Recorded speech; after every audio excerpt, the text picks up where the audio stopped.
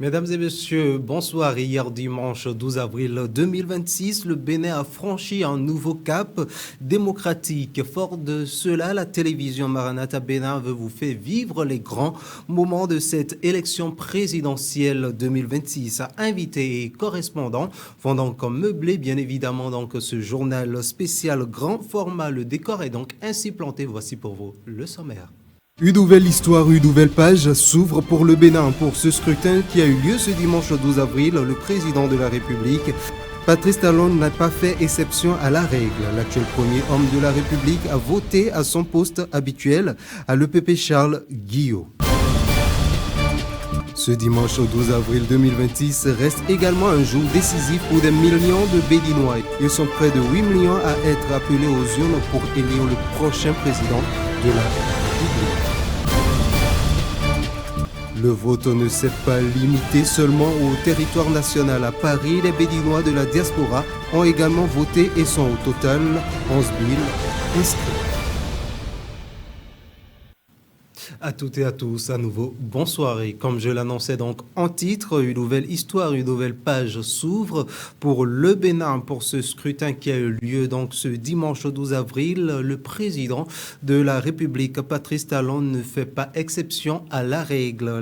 L'actuel premier homme de la République a donc voté à son poste habituel à l'EPP Charles Guillot, accompagné de son épouse. Un geste symbolique en cette journée historique pour la démocratie béninoise. Après avoir accompli son devoir civique, il laisse entendre quelques mots. Suivant donc le chef de l'État à ce propos. Depuis novembre-décembre, je crois, nous avons tous assisté dans tout le pays entier à un processus électoral visant cette fois-ci à changer tout le personnel politique dirigeant, aussi bien législatif, communal que présidentiel. Et ce que j'ai observé depuis novembre-décembre jusqu'à maintenant, c'est une ambiance extraordinaire. On observe de la fraternité, de la convivialité, et ceci partout sur le territoire national. Moi, j'en suis personnellement très heureux, voire même enchanté. Et le point d'ordre, c'est l'élection présidentielle dans laquelle nous sommes, actuellement dans laquelle nous sommes, et qui nous fait constater depuis quelques semaines, et principalement depuis quelques jours, de manière encore plus intense, une véritable ambiance de fraternité dans le pays. On observe que les acteurs politiques ont tourné dos à l'invective, et tout se passe comme on a rarement vu, et ça nous donne l'assurance que le Bénin, sur tous les plans, change, évolue, et a franchi un nouveau cap dans son histoire. J'en suis heureux, satisfait, et je vais partager avec vous ce sentiment d'un aboutissement, quasi-aboutissement. La réforme politique nous a créé beaucoup d'histoires, de heurts, de bagarres, mais on voit bien aujourd'hui que le peuple entier adhère à ce nouveau mode de vie, et aujourd'hui, quelle que soit l'issue du vote, nous aurons tous la certitude que le Bénin a franchi un cap dans son histoire. Et très bien, toujours ce dimanche 12 avril reste un jour décisif pour des millions de Béninois. Ils sont près de 8 millions à être appelés aux urnes pour élire le prochain président de la République. Depuis l'ouverture des bureaux de vote en matinée de ce dimanche, l'affluence a été notable et le scrutin s'est déroulé dans le calme sur toute l'étendue du territoire national. On suit le constat dans cet élément. Environ 7,9 millions d'électeurs étaient aux urnes ce dimanche pour élire le prochain président de la République. Depuis les premières heures de la matinée, les Béninois sortent massivement à travers tout le territoire national pour accomplir leur devoir civique. C'est le cas ici, dans le 2e arrondissement de Parakou. Je suis venu à 7h-5 pour pouvoir accomplir mon devoir civique. Je suis vite venu pour pouvoir vite le faire et vaquer aux autres occupations du week-end. J'ai constaté que les bureaux de vote ont été ouverts depuis 7 h du matin, donc, comme ce qui est prévu comme par notre loi. Donc il n'y a pas eu d'insuffisance au sein des bureaux de vote. Donc les matériels, tout ça, là, on a constaté que c'était aussi là. Donc, et tout se déroule comme ça se doit jusqu'à l'heure là. Dans les bureaux de vote ouverts depuis 7 heures, l'affluence est perspective. À Porto Novo, les électeurs votent aussi dans le respect des règles et dans un climat apaisé. Dans les 17 562 centres de vote au Bénin comme à l'étranger, l'atmosphère est sereine. Aucun accident majeur n'est signalé. À mi-journée, tous les indicateurs pointent vers un scrutin maîtrisé porté par une forte mobilisation citoyenne, enjeu clé de cette élection présidentielle. Dans l'isoloir, les électeurs ont le choix entre deux duos. D'un côté, Romualdo Wadayi et Mariam Tchabitalata. En face, le duo Challenger formé par Paul Rompé et Roch Rouanou. Deux visions, deux offres politiques dont les bulletins sont désormais entre les mains des électeurs seuls maîtres du choix final. Et puis je rappelle donc que ces images viennent donc de nos confrères de la SRTB. Nous poursuivons justement donc ce journal. Le candidat de la mouvance présidentielle, Romualdo Wadayi, a accompli également son devoir civique à Lokossa, sa terre natale. Il est arrivé dans son centre de vote sous escorte et devant une mobilisation d'électeurs. Un geste tout aussi symbolique pour lui qui est un acteur majeur de ce scrutin. C'est une ferveur qui précède l'instant. Romualdo Wadayi n'est pas venu en ministre, mais illustre la représentativité du fils de son terroir.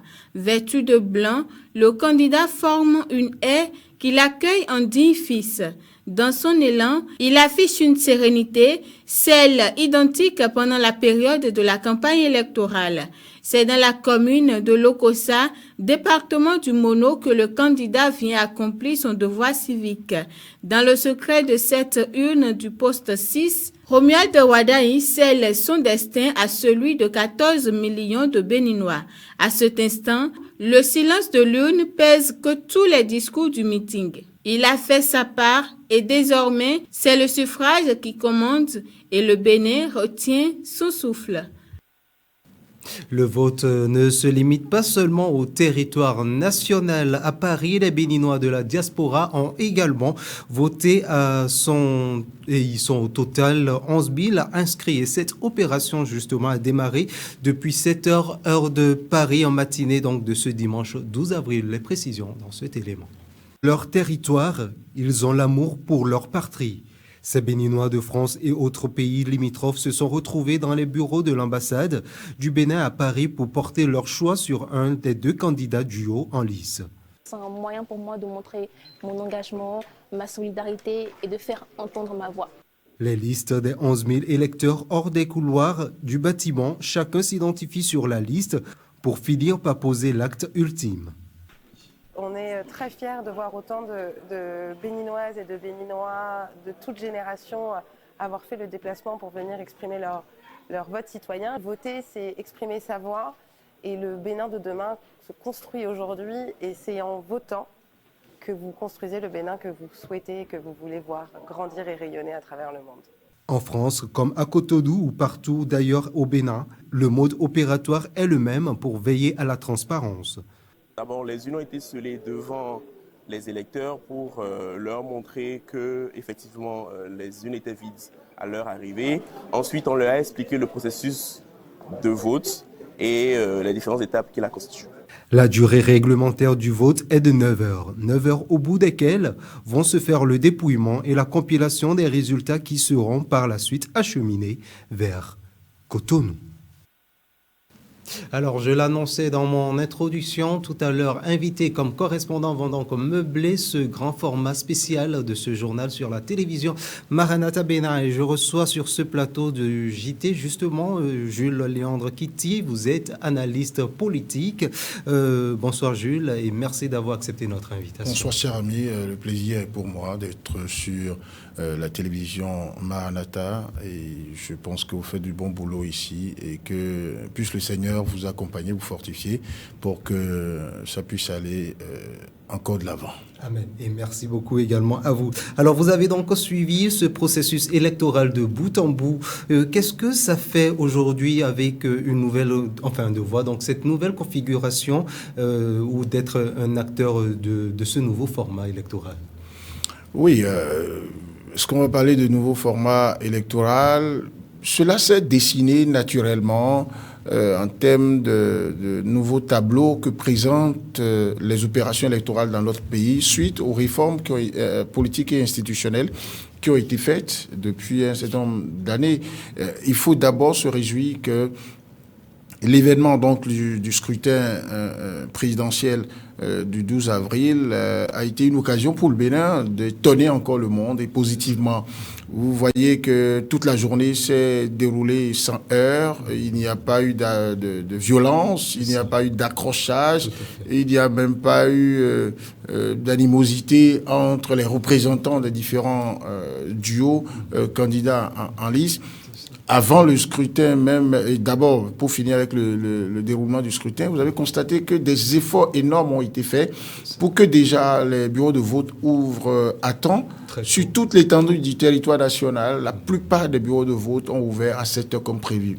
Donc c'est important, c'est une avancée notable. Il faut le dire suffisamment pour que ceux qui sont en charge de l'organisation des élections dans notre pays se rappellent que, comme le président Patrice Talon l'a dit, la marche du développement du Bénin est irréversible.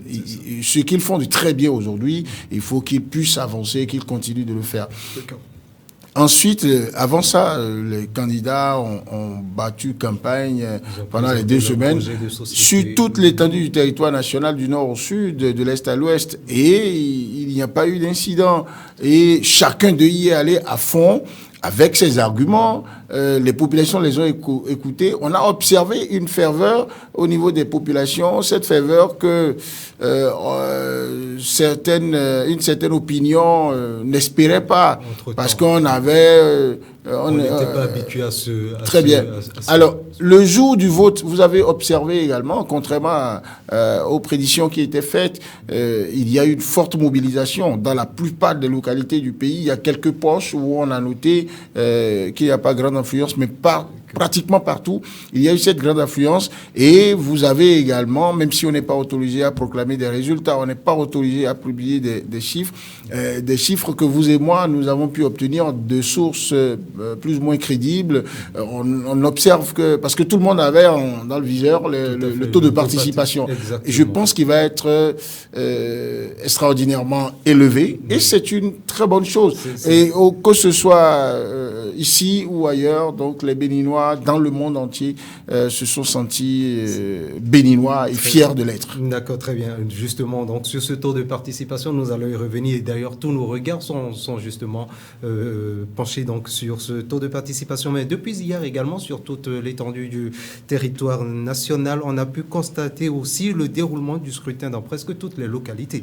Mais en dehors du pays, il y a également une forte participation, un fort taux de participation de la diaspora. Vous venez donc de suivre cet élément. Est-ce qu'on peut affirmer quand même qu'il y a une avancée notable dans cette élection de 2026 ? Absolument, il y a eu une avancée notable. Et moi, j'ai envie de dire, quand vous avez des ambitions, c'est bon de les avoir d'ailleurs. On ne saurait diriger un pays sans avoir des ambitions. On ne saurait même être citoyen d'un pays sans avoir des ambitions.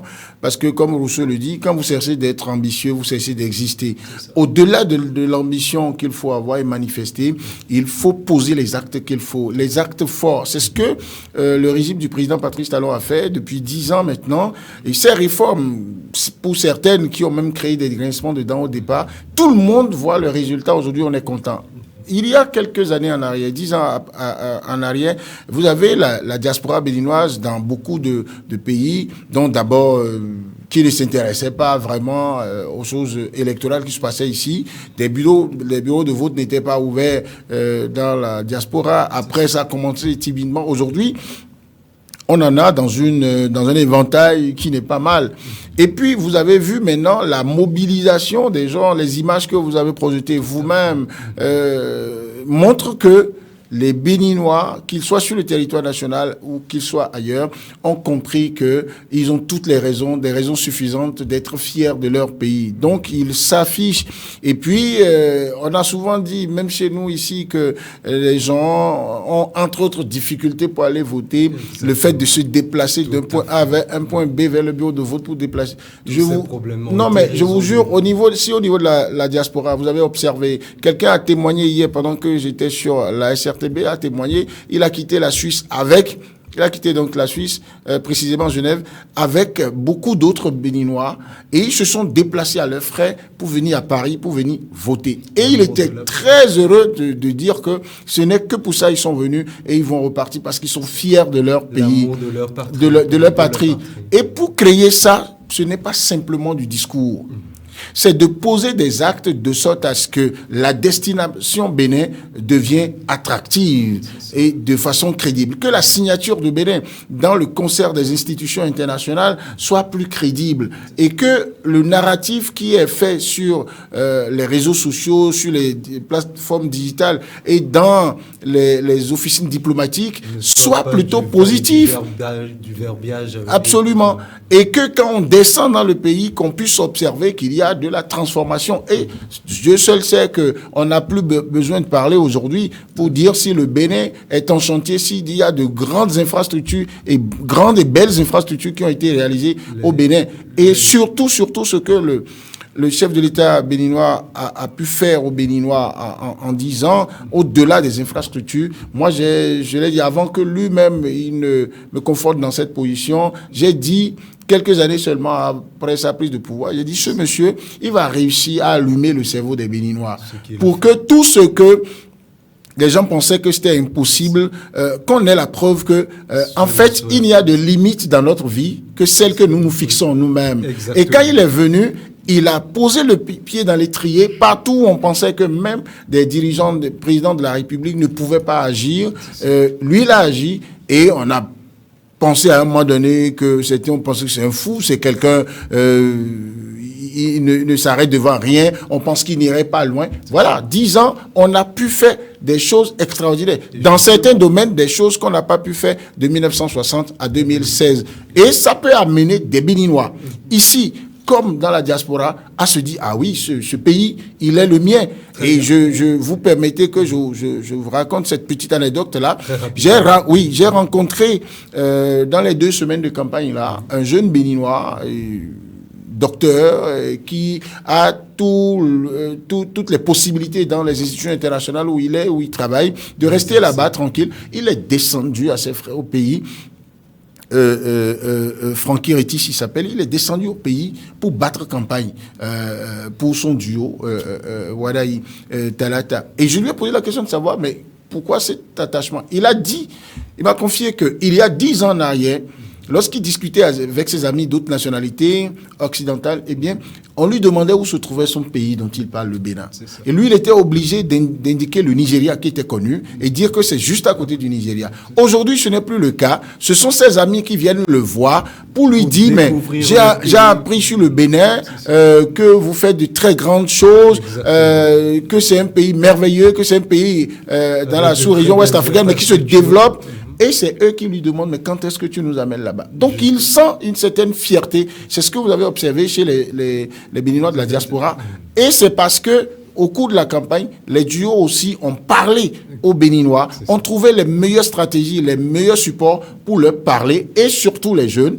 On les a retrouvés, les équipes de campagne-là les ont retrouvés là où ils sont le plus. Vous le savez très bien, ils sont sur le digital. Exactement. Et vous avez vu ce qui s'est passé. Je ne suis pas surpris que le taux de participation qui va être précisé dans les heures à venir soit très élevé. Donc il n'y a pas de magie à faire quand vous parlez un peu. Les réformes ont joué un rôle majeur donc, dans ce scrutin pour la démocratie béninoise. Absolument. Très bien. Alors, pour finir rapidement, en tant qu'analyste, vous avez déjà fait d'ailleurs vos observations, mais en tant qu'analyste général, cette élection d'envergure majeure est-elle... On sent qu'il y a une énorme différence entre celle de 2016 et celle donc de 2026. Pour tout clore, ou pour vous donner donc votre mot de la fin, quelle observation faites-vous de ces élections en 2016 et celle-ci en 2026. Non, pour faire cette comparaison-là, je peux vous dire que oui, les 2 élections ne se ressemblent pas, justement parce que les contextes ne sont pas les mêmes. En 2016, nous étions encore dans ce système-là où les règles n'étaient pas aussi corsées pour accéder, pour être éligible, donc pour candidater à l'élection présidentielle. Mais moi, j'ai coutume de dire, mais on était dans un système où, c'est vrai, on pensait que c'était vraiment de la liberté simplement, mais n'importe qui pouvait se lever pour amuser la galerie et dire qu'il veut être président de la République. J'ai même rappelé souvent un article de mon doyen Francis Patindé, il y a quelques années, où il disait du Bénin, le pays où tout le monde veut être président. Vous pouviez aller à la Sénat en ce moment avec votre CV mal cousu dans une chemise dossier. La Sénat était obligée de vous recevoir. La presse nationale et internationale mettait ses projecteurs sur vous et après, vous amusiez la galerie. Alors, lorsqu'on a fait ces réformes, les réformes ont amené à ce que les règles soient plus corsées pour que ceux qui se croient rassasiés de solutions aux problèmes des Béninois, au point de penser, d'ambitionner briguer la magistrature suprême, soient des gens qui aient l'étoffe quand même, et qui rassemblent tous deux une certaine caution, une certaine validation. D'où la question des parrainages, d'où la question de pourcentage de seuil à atteindre pour donc valider sa candidature. Et même du suffrage à obtenir pour passer au second tour, on devrait avoir. Et observez également que le fait de corser les conditions ne signifie pas qu'on a décrété qu'on devrait avoir seulement 2 duos de candidats. La possibilité a été donnée aux candidats, aux Béninois qui ont plus de 40 ans et qui jouissent de leurs droits civiques et politiques, de déposer les dossiers. Les dossiers ont été déposés. C'est une compétition qui a des règles. Donc, on passe les dossiers au scanner de ces règles-là et les dossiers qui ne peuvent pas passer les mailles, on les élimine. Et les 2 duos que vous avez vus ont été les duos qui ont été validés suivant les règles. Ça veut dire que la démocratie, le principe démocratique du choix sur la base des tests en vigueur a été respecté. Alors, quand on arrive maintenant en 2026, c'est que beaucoup d'observateurs se sont dit, mais il n'y a que 2 duos. Pratiquement, on n'aura pas de second tour. Mais le second tour nous offrait quoi? Puisqu'il y avait possibilité de faire un seul tour, pour quelqu'un gagne au premier tour. Le second tour ne nous amenait qu'à dépenser des milliards. Tout à fait. Et a dit que nous sommes en train de faire que la compétition est bonne. Mais avec la pléthore de candidatures qu'on avait avant, cher ami, est-ce que le peuple béninois que vous connaissez là avait la possibilité de pénétrer les projets, les documents de projets de société? Non. Aujourd'hui, avec 2 duos, peut-être demain il y en aura 3, mais on a la possibilité de le faire. Et vous avez observé également que la HAC, vous êtes un média, vous avez dû recevoir ces candidats ou passer leur message. La RAC, pour une première fois, a imposé un index de thèmes à ces candidats-là. Et ces thèmes-là touchent au vécu quotidien des Béninois. Donc, ce n'est plus possible aujourd'hui avec les réformes que quelqu'un se présente devant vous pour dire « Je veux être le capitaine du navire Bénin pour 7 ans » en vous disant seulement « Regardez comment mon costume est beau, mon boubou est beau, je suis élégant. » Et non, il vient, il doit être capable de vous dire comment il vous donne de l'eau potable, avec comment il fait la santé très bien. Un projet de société bien solide. Et le chef de l'État a dit, tout son rêve à lui, et je l'ai entendu tout à l'heure, il a des raisons vraiment d'être fier. Il a dit, son problème à lui, c'est de pousser, de tracter le Bénin à un niveau où la politique doit se mettre au service du développement. Donc, pour les 7 ans à venir, ceux qui vont résister au sein du landerneau politique, ceux qui vont résister, qui vont être résilients et qui vont pouvoir s'épanouir, c'est ceux-là qui, toutes les fois qu'ils prennent la parole, toutes les fois qu'ils doivent poser un acte politique, ça doit aller dans le sens de la satisfaction des besoins des populations. Ils doivent pouvoir dire en quoi, par rapport à ce qui se fait, ce qu'eux, ils peuvent faire pour que les Béninois aient l'énergie, pour que la pénétration en termes d'accès à l'Internet, par exemple, dans notre pays, soit plus étendue, soit plus fluide, et que ce soit partout, et que nous ayons l'énergie. Vous avez des opérateurs économiques qui veulent installer des industries, mais vous ne pouvez pas installer ces industries si vous n'avez pas l'énergie. Est-ce que vous voulez faire mieux que Patrice Talon? Oui, ben vous êtes le bienvenu. Et celui qui va être déclaré élu par les instances, les institutions habilitées à le faire, eh bien celui-là sait très bien que c'est là où Patrice Talon a déposé la barre. Dieu seul sait que la barre a été déposée très haut. C'est à partir de là qu'il va le prendre. Exactement. Et tant mieux pour le Bénin. C'est ça. Donc Très voilà, bien. les deux élections ne se ressemblent pas simplement parce que le contexte n'est pas le même, simplement parce que les Béninois, sous le majesté, sous les auspices du président Patrice Talon, ont décidé d'allumer leur cerveau et de dire nous voulons avancer, nous voulons faire un pas, puis deux, puis trois, mais assurément vers l'avant. Merci beaucoup à vous, monsieur Jules Léandre Kitty. Et je rappelle donc que vous êtes analyste et avec vous, donc, nous avons nous avons décortiqué ou vu une partie donc, de ce scrutin. Merci d'avoir accepté donc, votre invitation sur ce plateau. Et justement, donc, ce journal se poursuit, comme je vous l'ai dit, chers amis téléspectateurs. C'est un journal assez spécial aujourd'hui, consacré donc à l'élection présidentielle de 2026. Opposant dans les idées ou même dans les propositions, mais avant tout, citoyen Paul Rompé, aussi le candidat de la FCBE, a déposé son bulletin dans l'urne. C'était donc dans la matinée de ce dimanche 12 avril 2026 à Lobogo. On a profité pour livrer un message. Nous pensons que tous les Béninois, en ce jour, doivent accomplir ce devoir, surtout ceux en âge de voter. Parce que nous voulons tourner une page de notre histoire, choisir un autre président, et je crois que c'est assez déterminant pour notre démocratie, pour notre liberté et surtout pour le développement de notre nation. Il est également candidat à la vice-présidence de la République de l'opposition Roch Ouandou, a lui aussi voté à Cotonou, précisément à Ibatin. Lui également a livré un message après avoir accompli son devoir civique. Et nous ne pouvons qu'être fiers d'avoir contribué au débat démocratique de notre pays, d'avoir proposé une gouvernance à nos concitoyens. Et certains seraient encore à l'église. Donc ils estiment que d'ici à là, les compatriotes, les concitoyens vont sortir et viendront, comme nous, faire accomplir leur devoir civique. On nous dit souvent que lorsque vous ne venez pas décider de ceux qui vont diriger, gérer votre cité, et d'autres personnes que vous n'aimeriez pas vont gérer à votre place. Donc il faut que tout le monde sorte. Ici et ailleurs d'ailleurs où les bureaux de vote, les postes de vote sont ouverts, aller accomplir leur devoir civique. Ils sont également nombreux, les membres du gouvernement, à accomplir leur devoir dans la matinée de ce dimanche 12 avril, de Kodi à Sakété en passant par Djougou. Chacun est resté dans son fief pour appeler à une mobilisation et à montrer le bon exemple. Nous sommes en train d'élire notre futur chef d'État et la Sénat, la Cour constitutionnelle, les autres institutions qui sont impliquées, notamment les forces de sécurité publique et bien sûr tout le gouvernement qui, derrière, a assuré la coordination de tout ceci.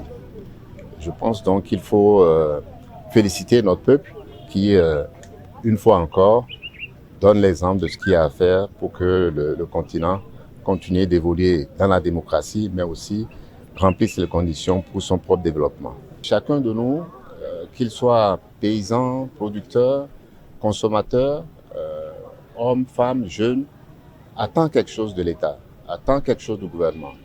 C'est l'occasion de l'exprimer par ce vote-là, parce qu'il permet de choisir celui qui va être en mesure, en capacité de remplir les conditions, de satisfaire ces demandes-là. Nous venons de terminer 2 mandats de 5 ans, donc 10 ans. Et nous avons travaillé d'arrache-pied sous le leadership du président Patrice Talon. Donc nous avons fini un cycle. Et nous allons rentrer dans un deuxième cycle. Et je note que la campagne électorale a été une campagne apaisée, une campagne où toutes les populations sont sorties massivement pour voir en réalité ce qui va se passer dans 7 ans à travers les différentes déclarations qui ont été faites par les deux duos. Donc aujourd'hui, nous devons exercer le droit de vote et c'est un devoir qu'il faut accomplir. C'est ce que nous sommes venus faire avec le président de l'association de développement de Seboué et l'honorable Franck Abalo qui est notre suppléant à l'Assemblée nationale. Je rappelle donc que toutes ces images sont donc des images reçues par nos confrères de la SRTB. Et le plateau change donc de configuration, mais on reste toujours sur la même actualité relative au scrutin présidentiel de ce 12 avril 2026. Cette fois-ci, je reçois Ange Nsinewe. Nkwe, vous êtes journaliste à la télévision TVC Bénin. Merci également d'avoir accepté notre invitation sur ce plateau. C'est un plaisir d'être avec vous. Merci beaucoup. Alors, vous avez eu à parcourir près d'une dizaine de centres de vote dans la journée d'hier. Dites-nous, ou partagez avec nous quand même, ou avec nos amis téléspectateurs, l'atmosphère ou l'ambiance générale que vous avez eu à observer sur le terrain. Alors, vous l'avez bien dit, j'ai dû faire... c'était une journée marathon hier. On a parcouru, ma collègue et moi, près de 10 centres de vote hier pour pouvoir constater l'ambiance des élections, l'ambiance du vote, du scrutin.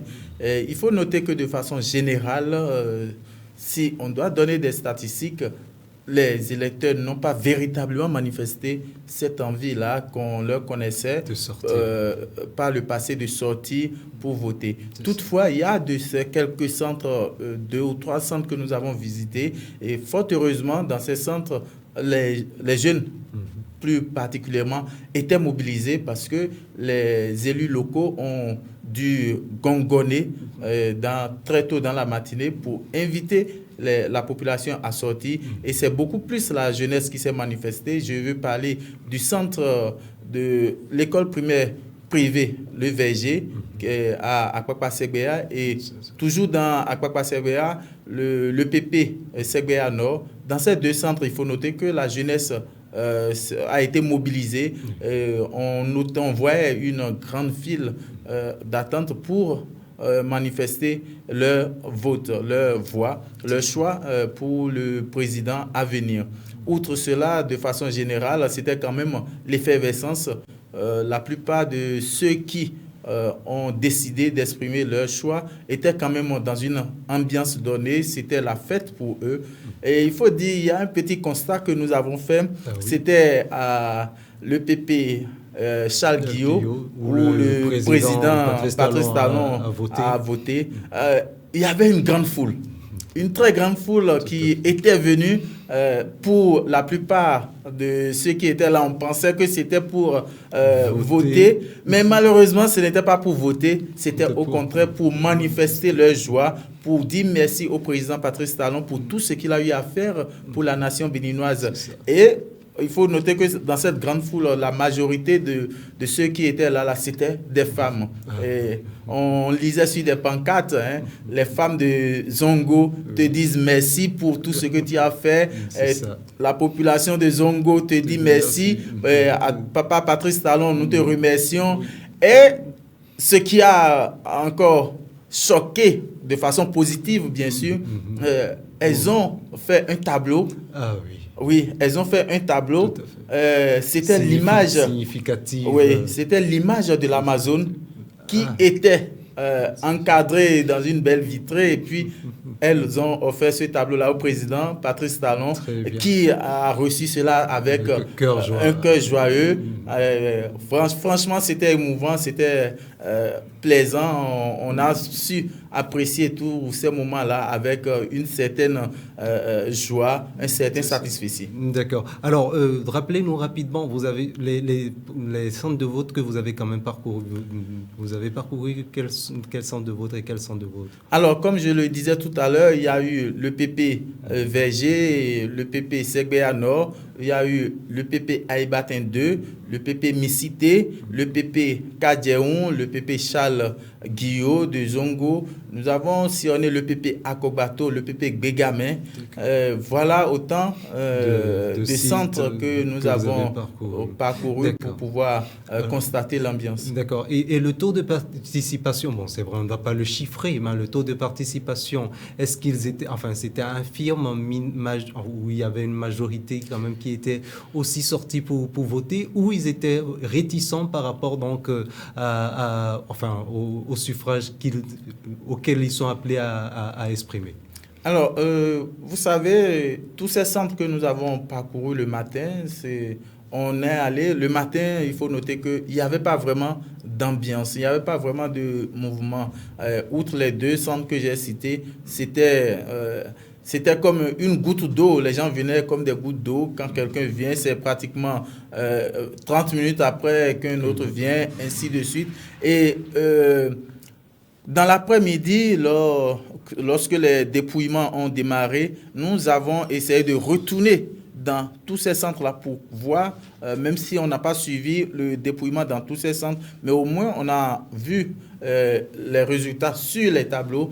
Et pour la majorité de ces centres-là, c'était, je vais dire, entre griffes, catastrophique. Parce que vous imaginez, on a 520 inscrits quelque part et c'est 97 qui ont exprimé leur vote. On a 400 et quelque part et c'est 100 qui ont exprimé leur vote. Donc, pour la plupart de ces centres que nous avons sillonnés, il n'y a pas véritablement eu de suffrage exprimé ayant atteint ne serait-ce que la moitié des inscrits. D'accord. Donc, c'était vraiment compliqué. C'était pas beau à voir. D'accord, très bien. Alors, vous allez garder votre position. Je vais revenir à vous, mais avant de revenir vers vous, et on poursuit donc ce journal. Et justement, pour s'assurer du bon déroulement du scrutin, le président de la Sénat, Saka Lafia, a fait le tour de certains postes de vote dans la matinée de ce dimanche 12 avril. Et il nous livre ici ses impressions et constats au micro de nos confrères de la SRTV. À partir de 8h30, j'ai pris le plaisir de visiter déjà une demi-douzaine de centres de vote. De façon globale, tout se passe dans le calme, dans la sérénité. De façon globale, tous les postes de vote ont ouvert avant 7h15. Comparé à janvier dernier, c'est une très nette amélioration en ce qui concerne le littoral. J'ai fait une petite enquête à l'intérieur du pays. Il semble que la situation qui prévaut à Cotonou est la même à Malanville, à Natitengu, à Ouessé et à Kwamassé.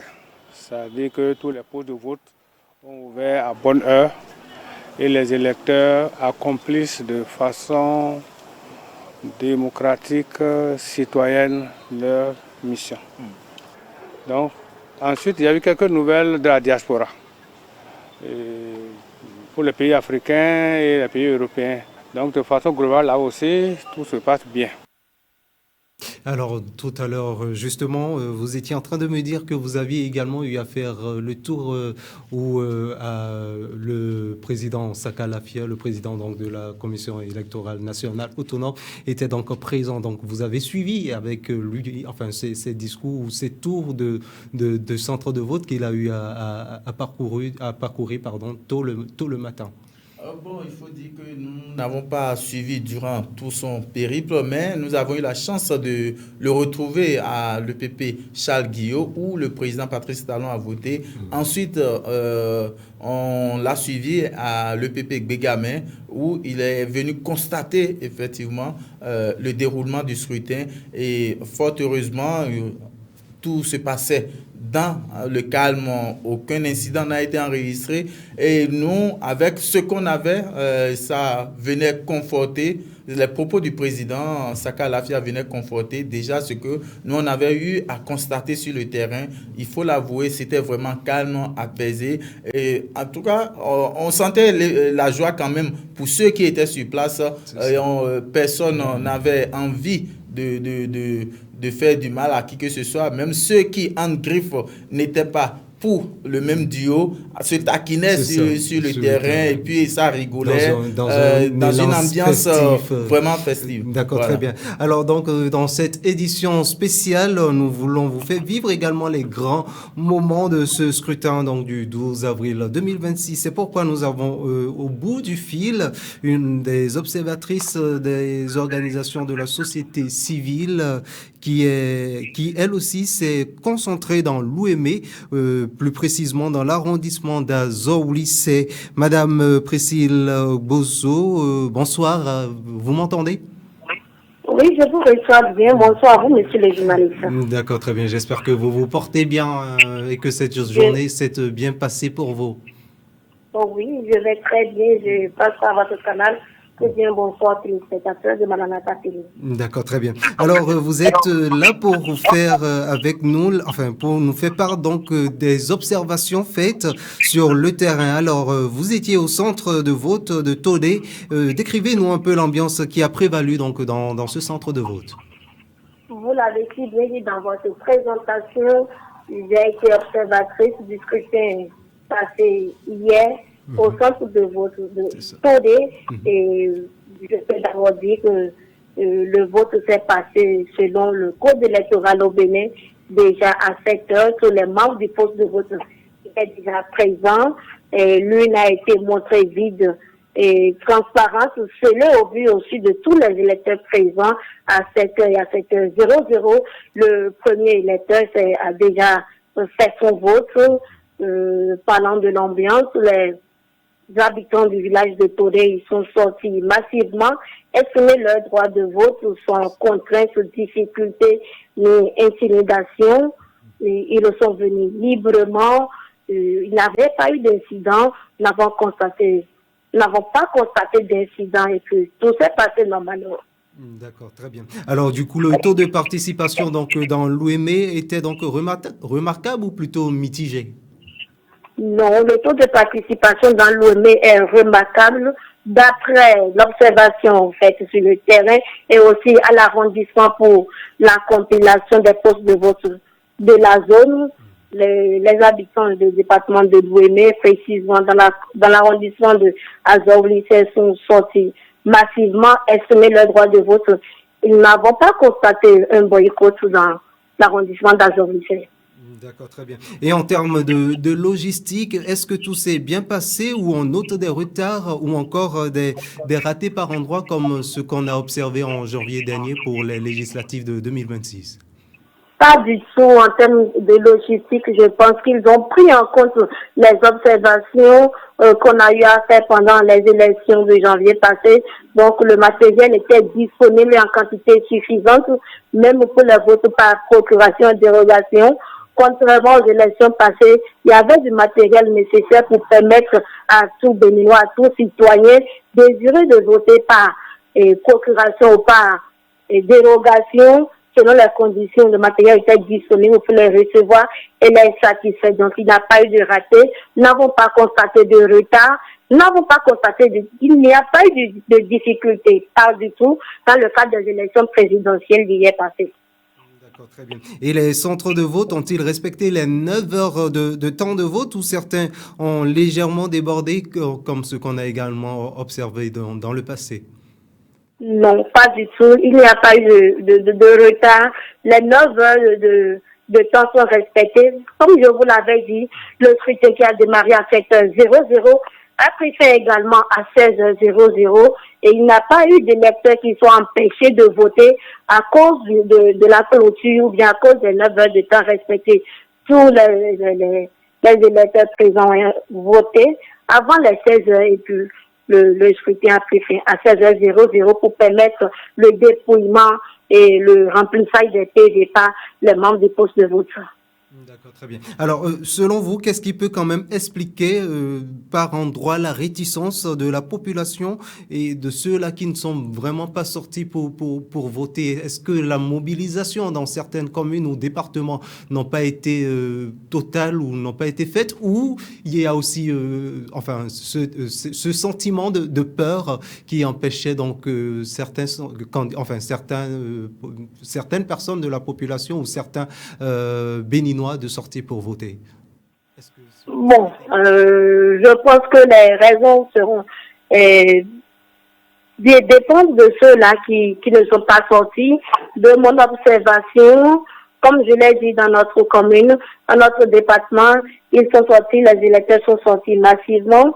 D'autres peut-être pour raison d'occupation ou quelle région, je ne saurais dire exactement qu'est-ce qui peut expliquer le faible taux de participation par endroit, mais je pourrais dire clairement qu'ici, dans l'arrondissement d'Azor-Lycée, dans la commune d'Adjou, nous n'avons pas fait ce constat et ça nous réjouit parce que bien avant les élections, nous avons eu entendre plusieurs messages de sensibilisation. Nous demandons en tant que citoyens d'aller voter parce que c'est notre droit et nous devons participer à l'élection de notre président. Nous ne devons pas rester loin de cette réalité étant un pays démocratique, nous devons aller exprimer notre droit de vote. Donc, pour ceux-là qui, pour une raison ou autre, ne sont pas sortis, je vais seulement leur dire de faire l'effort d'aller participer au vote prochainement parce que, en tant que bons citoyens, nous devons montrer le bon exemple et nous devons participer au vote dans notre pays. Très bien. Merci beaucoup à vous, Madame Prissy Bozo, pour ces éclairages et merci également d'avoir accepté d'éclairer la lanterne donc de certains téléspectateurs par rapport donc à cette ambiance, à cette situation donc dans l'Ouémé où vous étiez donc fortement représenté. Et ce journal donc se poursuit avec vous, Monsieur Nkwe. Jusqu'à hier tard dans la nuit, vous étiez encore à la Sénat. Dites-nous, est-ce que les centres de vote ont respecté, l'ordre de fermeture, pratiquement ils les ont respectés. Mais est-ce que tout a été convergé, tous les urnes ont quand même été convergés à la Sénat dans la soirée donc d'hier? Alors, comme vous venez de le dire, l'heure de fermeture des centres de vote, des postes de vote a été respectée. Tout était normal. Jusque au niveau de la Sénat, on a constaté un petit retard par rapport au convoyage du matériel électoral. Voilà. Et hier, par exemple, nous on était déjà à la Sénat à 20h. Il a fallu attendre jusqu'à 21h. Passer de 30 minutes pour que le premier ou bien la première cantine fasse son entrée et ça venait de Ouida. Et donc voilà, c'était jusqu'à 23h30 où nous on quittait la Sénat. On avait enregistré à peine une quinzaine de cantines ou d'arrondissements ayant convoyer leur matériel au siège de la Sénat. Et donc, il faut dire que jusqu'à ce que nous quittions les locaux de la Commission électorale nationale autonome, tous les arrondissements n'avaient pas encore envoyé les résultats nécessaires pour permettre la compilation et voir la proclamation des résultats provisoires. Très bien. Merci beaucoup à vous, Ange Nsiwe Nikwe. Je rappelle donc que vous êtes journaliste à TVC Bénin. Merci également pour cet éclairage sur ce plateau. Merci à vous également. Merci. Alors, chers amis téléspectateurs, comme vous le savez, jour spécial, édition spéciale. Et c'est donc ce que la télévision Maranatha Bénin a voulu donc vous fait vivre les moments, les grands moments que vous n'avez pas vécu avec nous sur la télévision hier. Nous avons donc choisi aujourd'hui pour vous faire revivre ces moments avec des invités, des correspondants. C'est donc ici que va se refermer ce journal, mesdames et messieurs. Merci de nous avoir suivis. Et après moi, justement, vous allez retrouver donc votre enseignement du soir, même s'il y a un petit décalage. Comprenez tout simplement que c'est la circonstance. Et si vous avez donc raté ce 19h30, vous avez également la possibilité de nous suivre sur nos réseaux sociaux, YouTube, Facebook, TikTok, Instagram et X. Portez-vous bien et que Dieu vous bénisse. À bientôt.